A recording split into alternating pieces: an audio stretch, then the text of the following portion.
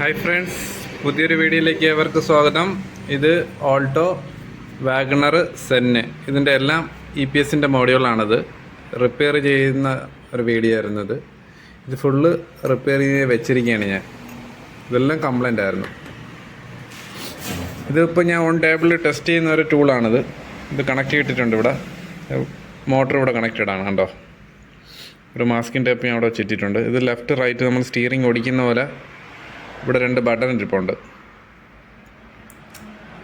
ഇതുണ്ടോ, ഒരു button 2 button. ഇത് നമുക്ക് അങ്ങോട്ടും ഇങ്ങോട്ടും പ്രസ് ചെയ്യുന്ന സമയത്ത് ഇത് ക്ലോക്ക് വൈസും ആൻറ്റി ക്ലോക്ക് വൈസും ഇത് തിരിയും.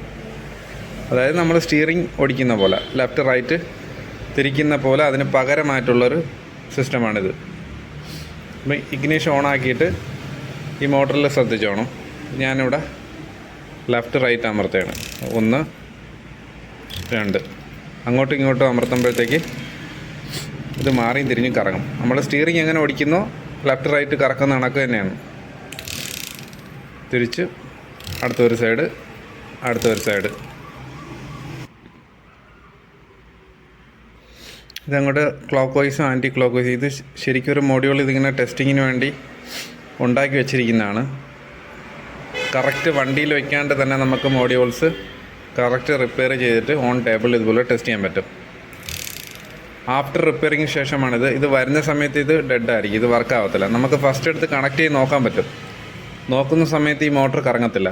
ഇവിടെ ഇങ്ങനെ അമർത്തി കഴിഞ്ഞാൽ ഒരു അനക്കം ഉണ്ടാവില്ല. ഇത് ഈ മദർ ബോർഡ് റിപ്പയർ ചെയ്തതിന് ഇതാണ് ഇതിൻ്റെ അകത്ത് വരുന്ന മദർ ബോർഡ്. എല്ലാത്തിൻ്റെ അകത്ത് ഈ മദർ ബോർഡാണ് വരുന്നത്. ഇതിലാണ് ഫുള്ള് കംപ്ലൈൻറ്റുകൾ വരുന്നത്. IC പോകാറുണ്ട്, പല സാധനങ്ങളും പോകാറുണ്ട്. ഇത് ഫുള്ള് സമയം എടുത്തിരുന്ന് ചെക്ക് ചെയ്യണം. ഇത് മദർ IC ഉണ്ട്, സിസ്റ്റർ IC ഉണ്ട്. ഈ സിസ്റ്റർ IC എനിക്ക് ഒരുപാട് പോയി വരാറുണ്ട്.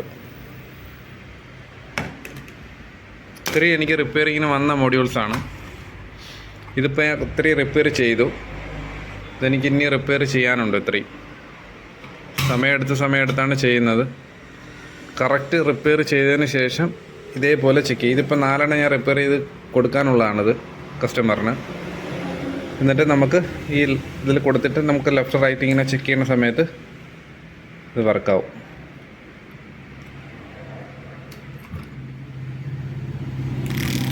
ഉണ്ടോ, ഇതേപോലെ കറങ്ങും.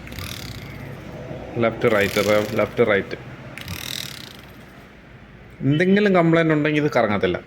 നമ്മൾ എടുത്ത് വെക്കുന്ന സമയത്ത് ഇത് ഓട്ടോമാറ്റിക്കലി ഒരു സൈഡ് കറങ്ങി നിൽക്കുക, അല്ലെങ്കിൽ ഇത് അമർത്തുന്ന സമയത്ത് കറങ്ങാതിരിക്കുക, അങ്ങനെയൊക്കെ ഒരു കംപ്ലൈൻറ്റുകൾ വരാറുണ്ട്. പെർഫെക്റ്റ് ആണ്, ഓക്കെ ആണെന്നുണ്ടെങ്കിൽ ഇതിൽ വെച്ച് കഴിഞ്ഞാൽ കറക്റ്റായിരിക്കും, ഒരു കംപ്ലൈൻറ്റും ഉണ്ടാവില്ല. ഇതേപോലെ വർക്കാവും. ഓൾട്ടോ സെന്ന് വാഗണർ 2010 മേൽപോട്ട് എല്ലാ മോഡ്യൂൾസുമാണിത്. 2010, 11, 12. ഇത് E2 ഉണ്ട്, A1 ഉണ്ട്, G4 ഉണ്ട്. ഓരോന്നിനും ഓരോ കോഡുകളുണ്ട്. E2 എന്ന് പറയുന്നത് സെന്നാണ്, A1 എന്ന് പറയുന്നത് ഓൾട്ടയാണ്, G4 എന്ന് പറഞ്ഞാൽ വാഗണറാണ്. R9 ഉണ്ട്, പുതിയ മോഡലാണ്. പിന്നെ GG ഉണ്ട്.